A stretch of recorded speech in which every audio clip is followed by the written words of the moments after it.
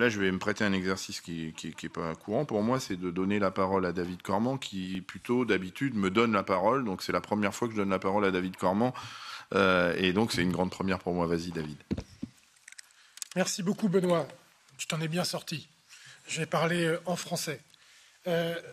Voyez-vous, je suis écologiste et depuis 25 ans que je milite pour l'écologie.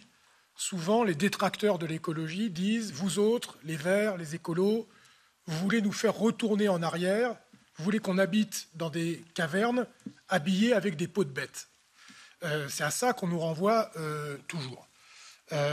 Figurez-vous qu'aujourd'hui, le progrès, la modernité, le fait de se tourner vers l'avenir, c'est de dire qu'il faut arrêter avec ces pratiques dégradantes. Et je veux remercier du fond du cœur les initiatrices et les initiateurs de cet ICE, qui non seulement portent une juste cause, mais ont démontré que c'était une attente de millions d'Européennes et d'Européens.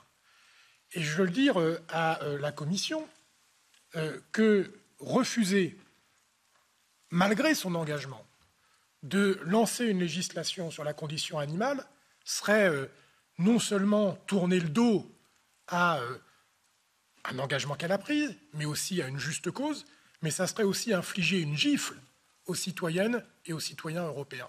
On ne peut pas à la fois regretter que l'institution européenne serait perçue comme trop lointaine des citoyennes et des citoyens européens, et en même temps faire en sorte de fermer la porte au nez de citoyennes et des citoyens qui s'engagent et qui se tournent vers l'Union européenne pour avoir davantage de justice.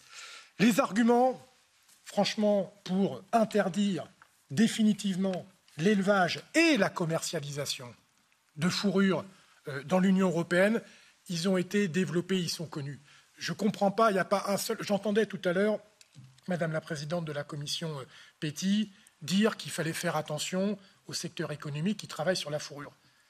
Il y a un argument qui n'a pas été donné, c'est que je pense vraiment qu'en termes humains, faire ce travail, de côtoyer en permanence, tous les jours, des animaux dont on sait qu'ils sont faits pour vivre en liberté, les maltraiter pour gagner sa vie, mais quel épanouissement humain on propose à ces personnes qui font ce métier-là. C'est même une question de santé au travail, j'ai envie de dire qu'il faut arrêter cette activité. Et je veux conclure, pour ne pas être trop long, parce que j'ai l'honneur de parler devant vous en tant que membre de la commission IMCO, que non seulement, et ça a été dit par Martine à l'instant, il faut bien sûr légiférer et interdire l'élevage de ces fourrures dans l'Union européenne, mais nous avons le pouvoir législatif d'interdire l'importation de tout bien de consommation fabriqué à base de fourrure. Il ne faut pas se contenter de dire, même s'il faut le faire, qu'on arrête la production de fourrure dans l'Union européenne.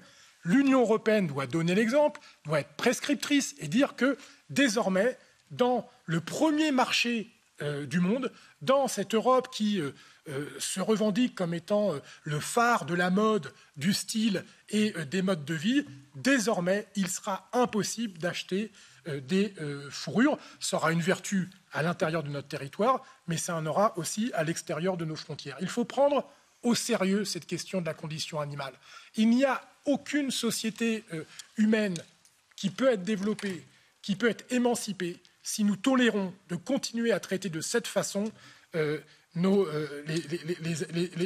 animaux sensibles. C'est quelque chose qui doit aujourd'hui être mis au même niveau de conscience que des ambitions que nous avons pour faire de l'Union européenne un endroit où les grandes valeurs qui sont les nôtres sont respectées. Donc merci encore de cette initiative. On va se battre jusqu'au bout pour que la Commission entende ces aspirations et y donne suite. Je vous remercie.